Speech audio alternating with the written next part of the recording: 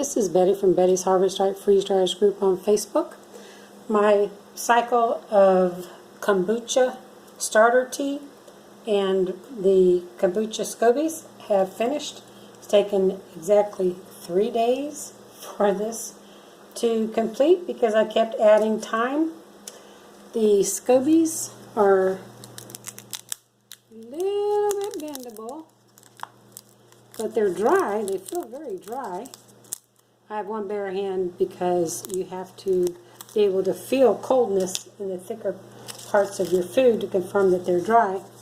So that's why I'm touching it. It's kombucha. Anyone who does brew it knows that everything needs to be kept very clean. This is thicker in there. It feels dry.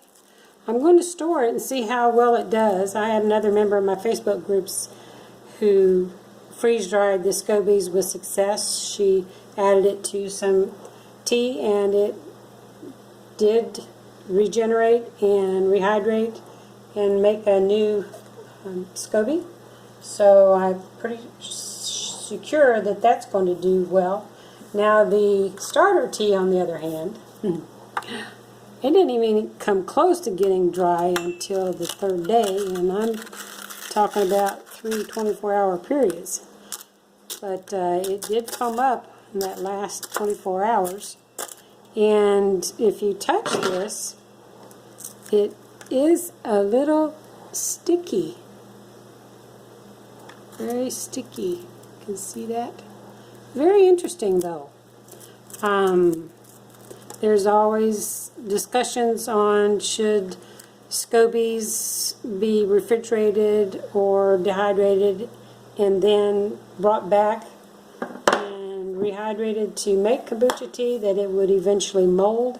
So I wanted to do a test to see. I'll have to keep this separate to make sure that it does not mold. Sometimes it takes 2 or 3 batches of kombucha to know whether or not it's going to do that.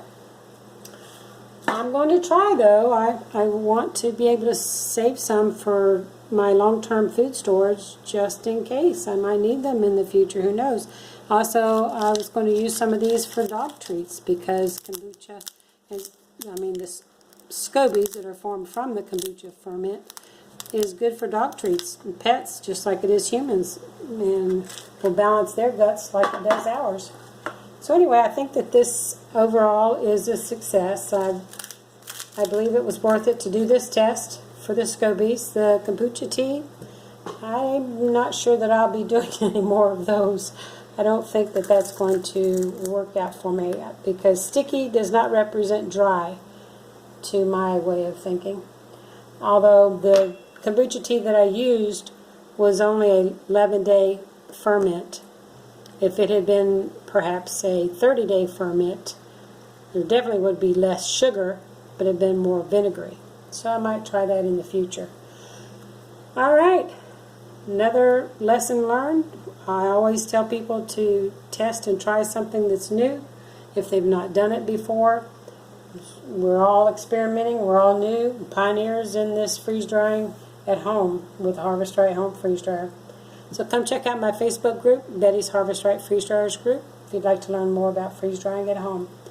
Thank you so much for watching. The link will be in the description box. Here is the piece of Scoby rehydrated that I put into some water, and it only took a couple of minutes.